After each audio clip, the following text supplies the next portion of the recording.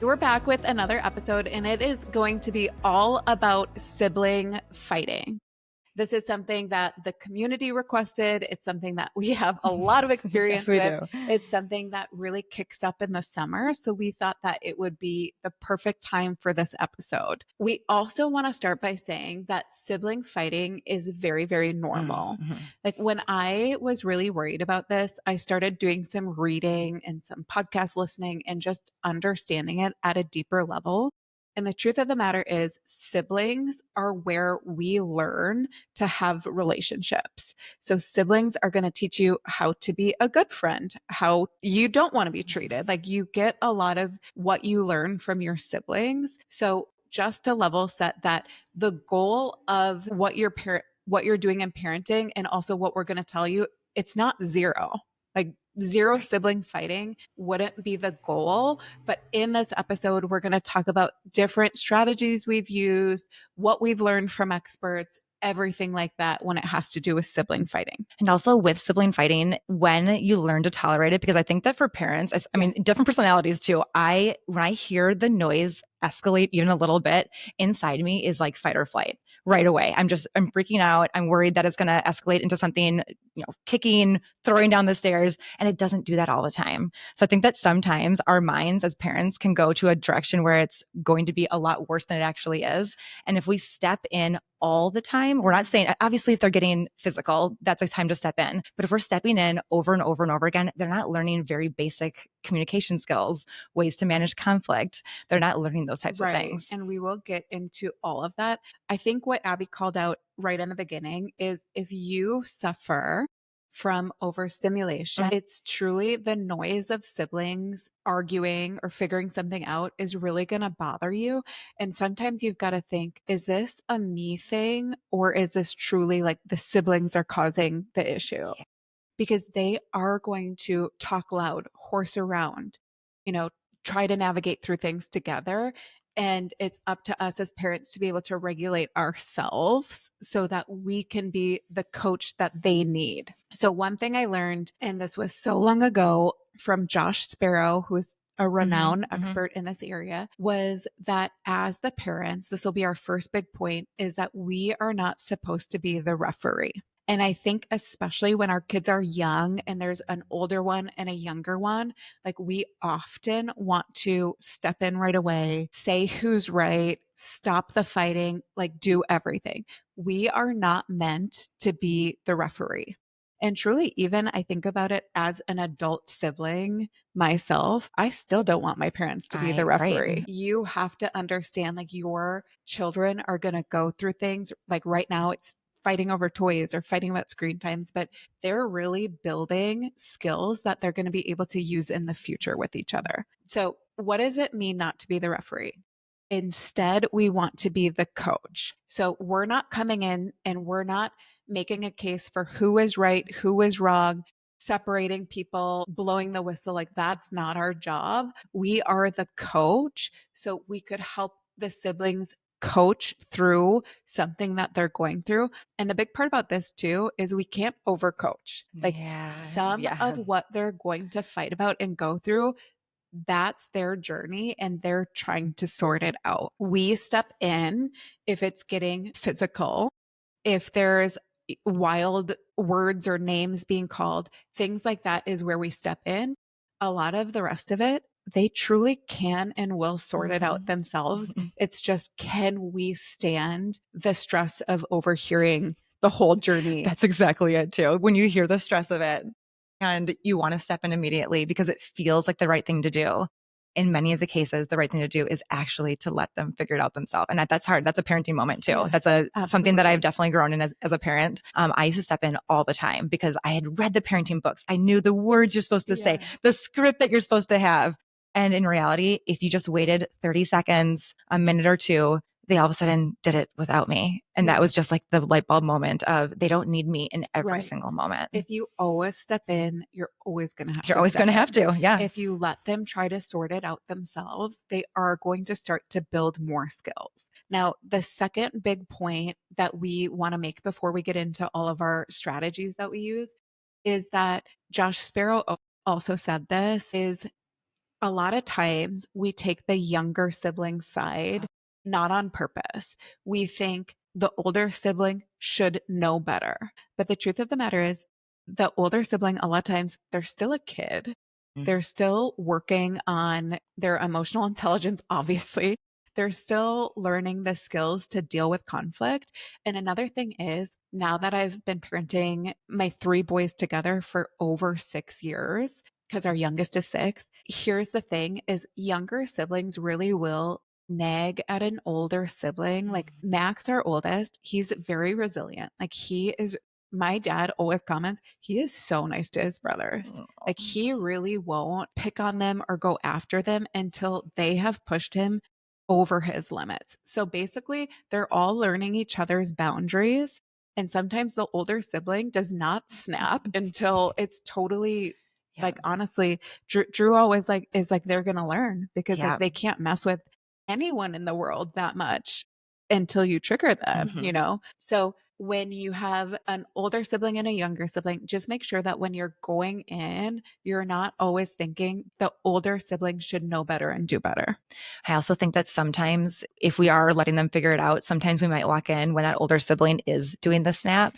And that's all we see. Yeah. So we didn't see anything that happened before that. And I think that happens with a lot of fights, where you don't see anything that happened beforehand. And then all of a sudden you see that last bit of it and you're like, you cannot do that. Yeah. Absolutely not. Like, Mom, you don't understand what just happened for the last 5 minutes. I was trying. And being the older sibling, I can put myself right back into those shoes. My brother and we fought bad. I mean, I gave him multiple sets of stitches. He had black eyes. Like we fought bad. And he would, I mean, I'm saying this on air right now. I think about back then and what my parents would say to us. And I think that they probably thought we would grow up to be bad kids or just people that would always fight. And we didn't. Obviously, it was just between the two of us. I will say, I think sometimes sibling fighting can happen when close friends get into the mix, like really, really close friends, cousins, even, because you almost treat them like siblings, like family. But I think back to some of those times, and my brother and I, obviously, we don't fight like that anymore. But we will think back to it when we had a black eye for school pictures when he was a kindergartner. And we were, and he's learning a little bit about my past. For me, I have 5 brothers and sisters, but 3 of us were really close in age and had the same parents. And so does my younger sister, but my 2 older brothers had a different dad. The middle trio, we did not fight that much. Okay. I know, and it's really Okay. wild. Like when we were growing up, we were together all the time. We did not fight all that much. But the thing is, I can't put my finger on why or like what my parents did. Honestly, we had so much self play where we were outside together, the 3 of us, and playing. And so I'm like, I don't know if there was just, we lived on an acre, like we were just out in the woods. Who could be mad in the woods? I don't know. It's just a really interesting dynamic. And then the Kiefer brothers are very physical with each other at times, but it's never been like black eyes or like to that level. So it does get really interesting to navigate. Where Abby and I stand is if it is getting physical to that level, like as the parents, that is when you have to step in and help them navigate through because we've got to teach them it's never appropriate to resort to blows. And you can't do that. And I had very free range parents. Like my parents were the opposite of helicopter parents. So we were figuring things out on our own a lot. And when we didn't have the skills, didn't have the conflict resolution skills, that's when it ended up with that. And then Abby mentioned there, we wanted to bring up another one of our big points right in the beginning is that sometimes your kids will be so close to other kids that it is like sibling fighting. So obviously you guys know our kids are very close. We share a cabin together. We are together enough where our kids will fight like siblings. What it's taught us and we feel the same way is that, for example, if 2 of our kids are fighting, we don't just believe whoever's Lucy kicked me. Something happened to those 2 that are fighting. We don't think anyone's innocent, basically. So just when you have a group that's always together, expect that they're going to fight a little bit more. Don't believe one person when they say, this happened because we've seen it enough where we've seen both kids doing something. It's not to say don't believe your kids. It's have enough experience to be able to look out and see what happened. I just think when you're getting into these really close relationships, you can't always take your kid's side. That's the Like part you too. I was have going to to say be able that. to step back and look at it and be like, you know what? Let's sort this out, but not always just assume that the other kid did Mhm. something to your kid Mhm. because Mhm. that's just not true. Well, then your kid grows up learning if I bring mom or dad in, I'm going to get let off Yeah. the Yeah. hook. And that's not what we want to happen either. We Yes. want to raise kind kids here that are learning the Yeah, ropes and we learning have the right a couple management. cousins that live in town. I think they are like third cousins. I don't know. On Drew's side, and they're two boys, and our kids get along so well. But of course, a couple things come up. And the mom and I, Maria and I, have decided, if you see my kid doing something, do not be afraid Yeah, to that let too. them know that it's wrong. Same vice versa. Like we're both very open of let my kid know if they're doing something wrong or pushing a limit because I think parenting and community, having expectations of like, we're not saying bad words, we're not getting physical. That is our village's expectation of each other. If it's my kid, let them know because I can't always be Yeah. there. Like if they're playing at your house, let them know. So I feel like that covers the groundwork of what we're going to get into because now we're going to talk about actual Mhm. strategies that have worked. Maybe we'll talk about some that haven't worked. But the first one comes from our family therapist. So we did family therapy for a while. And I will say we got some really good nuggets out of it. I think when you're going to therapy, you've got to figure out what strategies you're leeching from the sessions to take on with you. Because just like anything, the therapist is not going to be there with you for the rest of your life. So you've Right. got to say, Right. what am I learning from this? So, one big thing that she taught us, because after school or after summer school or during transition periods is where our kids will really fight. So, she highly suggested number one, their rooms, they all have different rooms in our house, should be their safe spot. Like Okay. if you need a reprieve from your brothers, you are able to go into your room and take time to yourself. That is always going to be an option for you. And what gets really cool is to see your kids actually do it Oh, yeah. and to Yeah. verbalize, I need a break. I need a break. I'm going to my room. I think it's so cool to teach kids like when you have had too much or you're getting too mad, it's never the wrong choice to take a break and take time to yourself. I like that one too because it's something that is already there. It's already there. You don't have to Right. buy an additional thing. You don't have to read another book. It's Right. already there and it's something that you can pull out of your pocket immediately. It also just it helps them know that they do have that safe spot, whether it's fighting with their siblings or if they want time alone because they had a rough day or they came back from sports practice after whatever it is. It's a place that they can always go to be like this is my safe place. This is my safe Absolutely. place. Additionally, in the same session, she really suggested that we had some semblance of a schedule. Oh, yeah.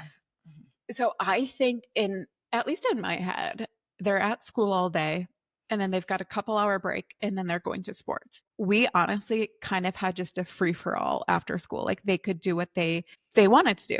And she told us, she's like, actually, kids do so much better if they know what they're doing. So she said after school, like truly say we're starting with quiet time. You can pick XYZ, give them a couple options so that it really just helps them to transition.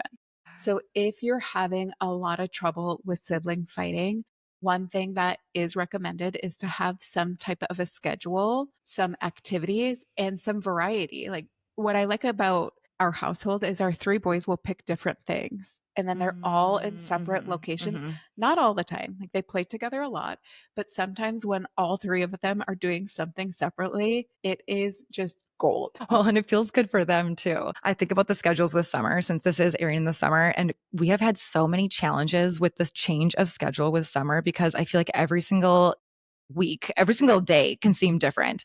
And our kids will in the morning say, what are we doing today? They don't say, what's the schedule, mom? But they're saying, what are we doing today? And they want us to walk them through. Okay, in the morning, we have summer school.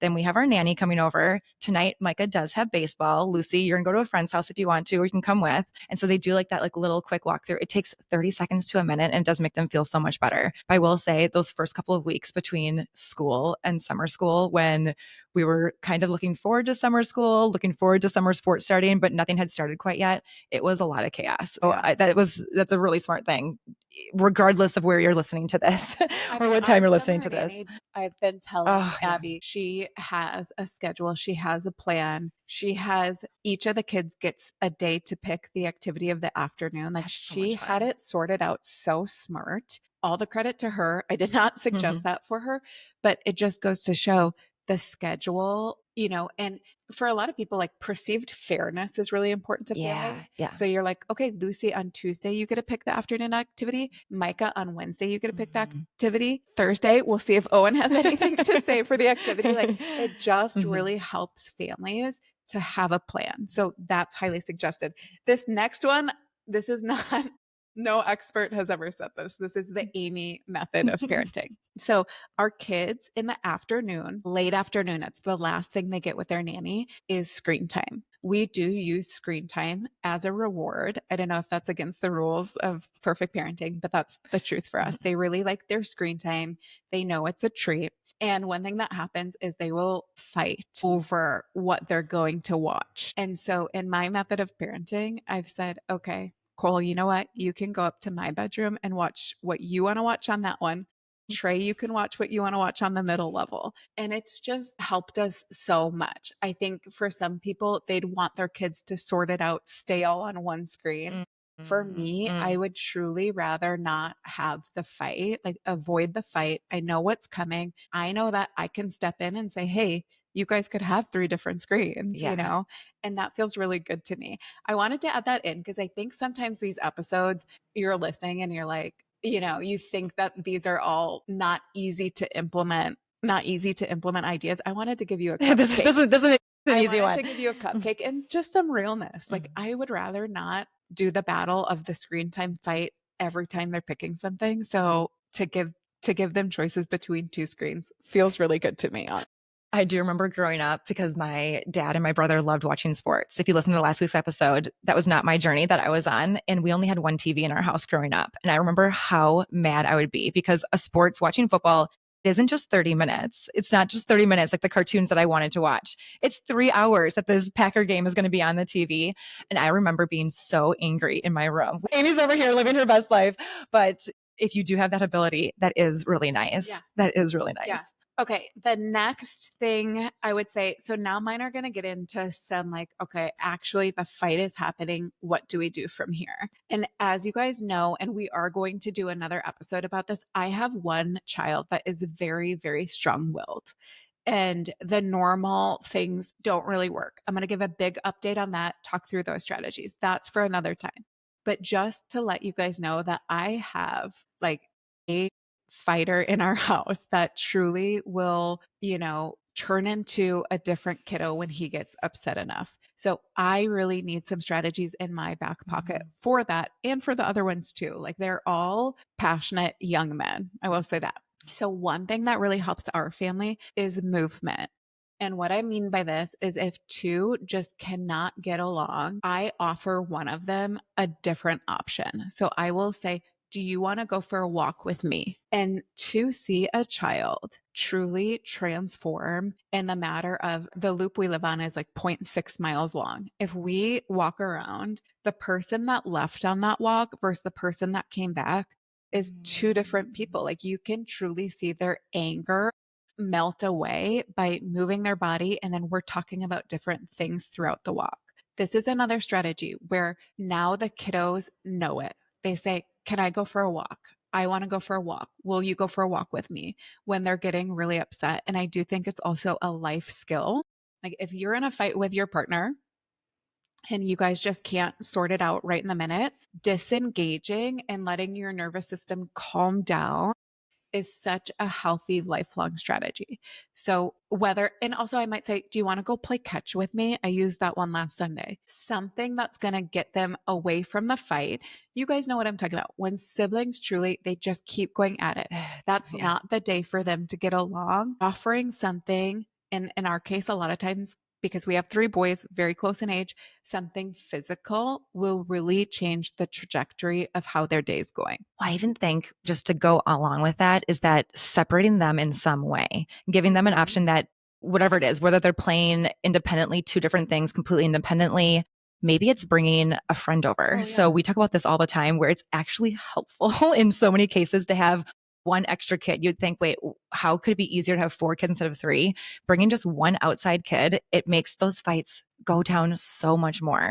That one kiddo that invites the friend over, they have a play date. Maybe the other one is playing along with them and they're actually doing a nice job because they have somebody else. No, we literally rely on that strategy together all the Yeah. time. So say Lucy and Mike are having a really hard time getting along. Abby will say, "Hey, does Trey want to go fishing?" And then Mm-hmm. Colin, Trey, and Micah will go fishing. It's really giving them the opportunity to have breaks from each other that can really help these siblings. And even if it's just you and your partner, you're thinking, I don't have a village, I don't have a friend I could do that with. Drew and I utilize this all the time.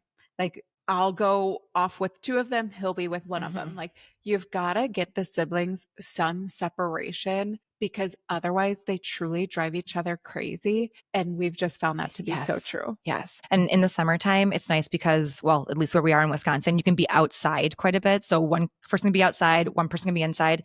In the wintertime, we have to get a little more creative. Yeah. Maybe going on different parts of the house. Yeah, going to an actual different house. Sometimes it's having a little bit of a field trip and going somewhere different, It but can truly it's be an so helpful. activity. You Yeah. can say, "Lucy, do you wanna color with me?" Just to break them up. You've gotta get them separated. You've gotta get them a little space. It works so well. So this one kind of goes along with it. And it's been working this summer because our kids have been doing a lot more chores this summer. So they have been wanting to make money. They've been wanting screen time. So we do use screen time as a reward. They can get 5 minutes for doing some They can get a things. fish. They can get a, you know what? Colin left to go to Fleet Farm to get a fishing pole and to do a fishing expo and came home with a live fish. So I was not expecting that. Goldie, may you live a long life without a whole lot of work. But really, like having a little bit of responsibility has helped our kids a lot this summer, and they feel good about it. So we're not making them, being a drill sergeant with it. We're not doing that at all. But having these options available and having some good rewards along with it. So I know some experts will say you don't pay kids. Some experts will say it's okay to do the reward. We do a little bit of both, where some are just household responsibilities and others, they're getting some screen time, they're getting some money for it. How they fight over laundry this summer, Amy, I cannot tell you. I have not had to put away kids' laundry. I put away my own laundry, Colin's laundry, unless he puts it away, and then Owen's laundry. But they will fight over putting away their laundry because they know they can get some screen time.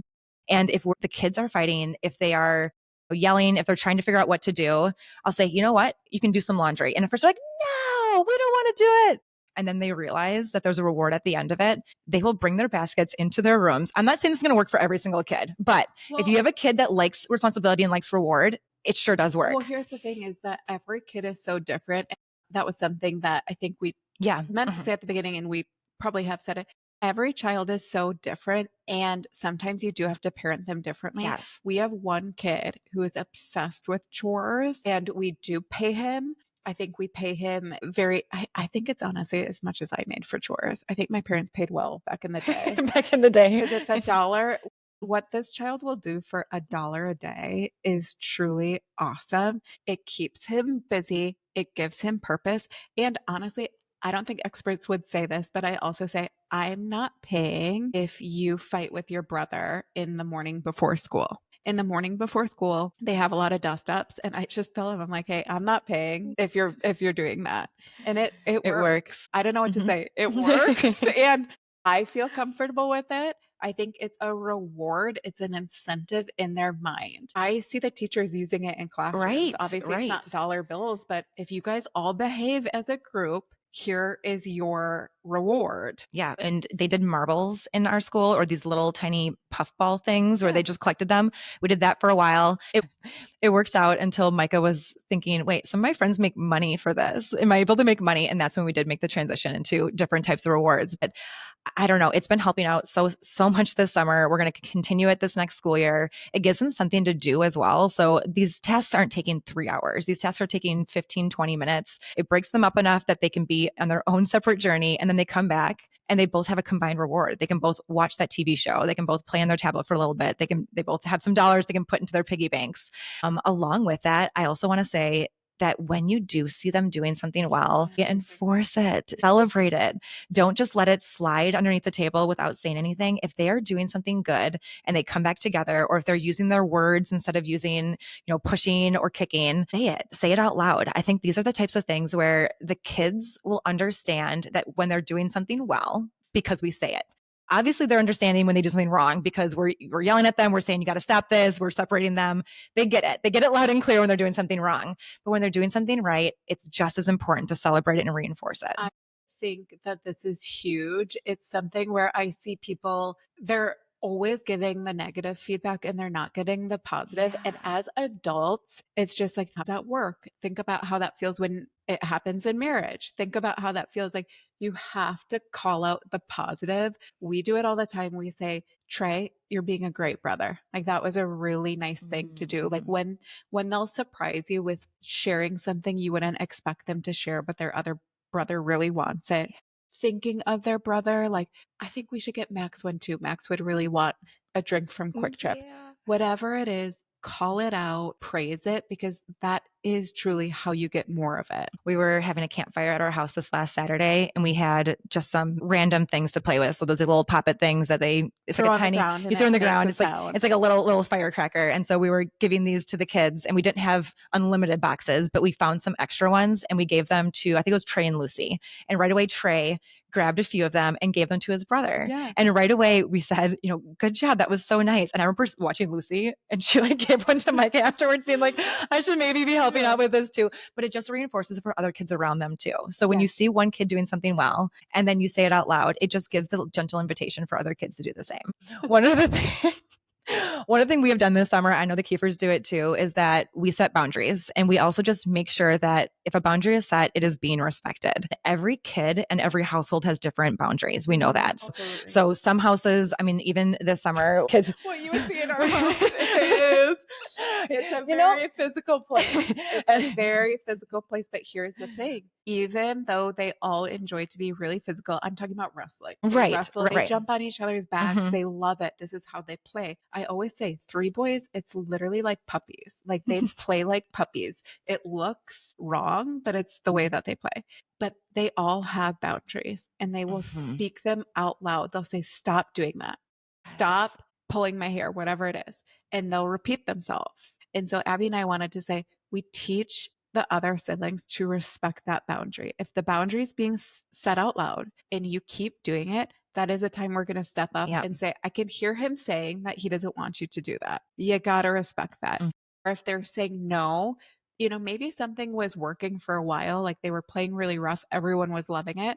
And then one kid's like, I'm done. Like, I don't want to do this anymore. No. Teaching to respect the no and to respect the boundary is a life skill that they all need. They all need it. They all need it. I remember, I think it was last summer, you said this out loud where you said, we ask before we laugh. It was something to that a point where if someone gets hurt and it looks kind of funny, they fell maybe in a funny way, you always ask before you laugh because, and I learned that from your family because our family right away, it looks right away, we laugh. We're like, oh my gosh. And then you realize that the kid's crying. You're like, oh my goodness, I'm so sorry. I didn't realize that you were hurt. And you said that out loud. I don't know if we were at the cabin or if we're just playing at the house. And we have implemented that. And just like a boundary, you always ask before you laugh. And even just this last weekend, I stubbed my toe and I dropped my sunglasses. It was a whole thing. Like, my sunglasses broke on the ground. I fell. And Micah right away started laughing. I said, Micah, I actually got hurt there. He goes, oh, ask first. And I'm like, yes. And right away, we're like, yep, you ask before you laugh. He didn't say the entire phrase, but we asked before we laugh. Yes, I probably did look pretty funny. But those just like simple boundaries, those simple things. Copycatting is a really big thing in our house right now where one of our kids will say the exact same thing that the other kid is saying. And that's like an absolute no for that kid. So like that is one thing that we're saying, you know what? Other kids might not really mind this copycatting. This is a very strict boundary. I'm like, they're gonna get sick of doing it. I let that one wear out. But yeah, if you don't like it, if your house is too overstimulated for that, totally get it. The other thing I was thinking as we start to wrap up, I'm like, wait, I've got more. Bring them on. Is the teasing. The teasing, like, kids do tease each other, but in our house, we are drawing a line of what you can say. Like, I don't want you to say something to your brother that I wouldn't want you to say to a friend, because I think what gets sticky is like they don't understand the boundary or like the potty talk or like honestly even like they'll moon each other, do whatever. And Mhm. I'm just like, how do I make sure that they're not going out into the world thinking that this is okay? Because like Right. what you allow in your house, it's going to, you just got to make sure they understand where the boundaries are. And you have to be explicit. You can't leave that to chance. You've got to say, Yes. you cannot show your butt in the world. Like that is wrong. So just being, not letting them get like the teasing too. It's like, why would you say really mean things to your siblings? Right. These things Like, are hurtful. I've got to Mhm. draw a line because you need to know that's not okay. Yeah. Yeah. And some of those things you do have to stop in the moment. Like some of those things you have to stop. They will figure them out eventually, but if it keeps on happening with the Well, teasing, that's when you do have to you stop know, it. they'll call each other big backs or fat or and things like that. I'm like, that's not okay. We That's can't not, we talk do like not say that. that. Yeah. We're not talking like that in this household, in the world. We're not Mhm. doing it. But yeah, it's hard because they're rowdy little kids. Like, they are, especially in a group. I also notice when their friends come over, they That's, want oh to like my gosh. impress Yes. them Yes. They do the with their things. potty words, and You're I'm like, like, absolutely not. mhm. That's not happening. If your kid was at my house and they said something that's not allowed, I'm correcting them. Yeah. Like, I'm correcting it. It's not going to happen. So that's the type of thing where every household is going to have their boundaries, and enforcing them regularly so your kids don't learn that they can just do it Right.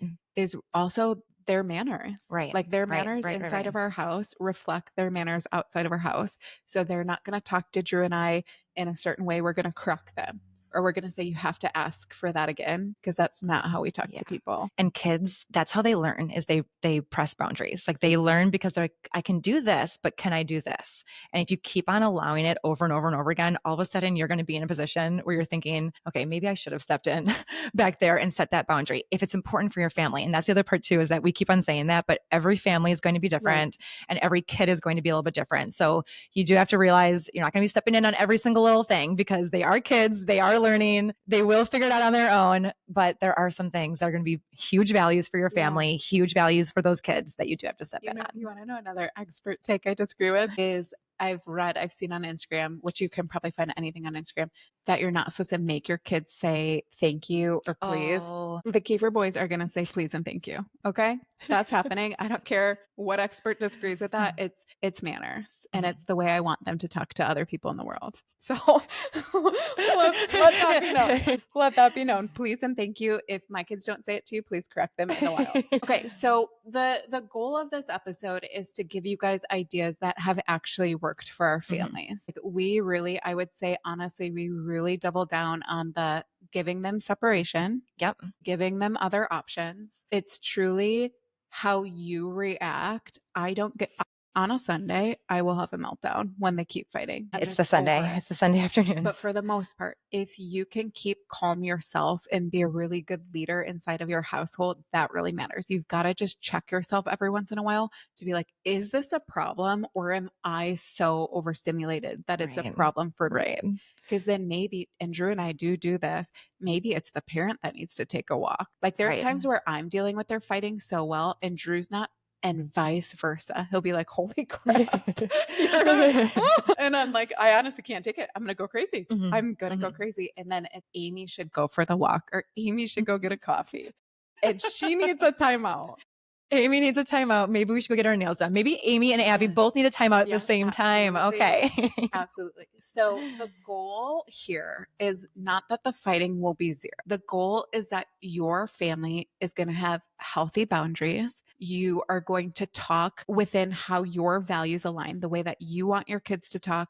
That's going to be enforced. What are you going to enforce, and where are you going to set boundaries, and where are you going to make your kids respect each other's boundaries? We really feel like that's the way that the siblings have understood how to treat each other, what's allowable, what is not allowable. And also know, if you are newer here or maybe you haven't checked out our Instagram, make sure to come over to Instagram, because we have been really good about having a lot more content, especially with the Amy and Abby episodes this summer. There's a lot more content coming out on Instagram. are bringing more resources over there. I mean, even last week, the last couple of weeks here, we have shared different book lists and different, supplement lists. And those are mostly being shared over on Instagram. So if you're not following us over there, make sure to come check us out because we continue the conversation over there. Bye. See you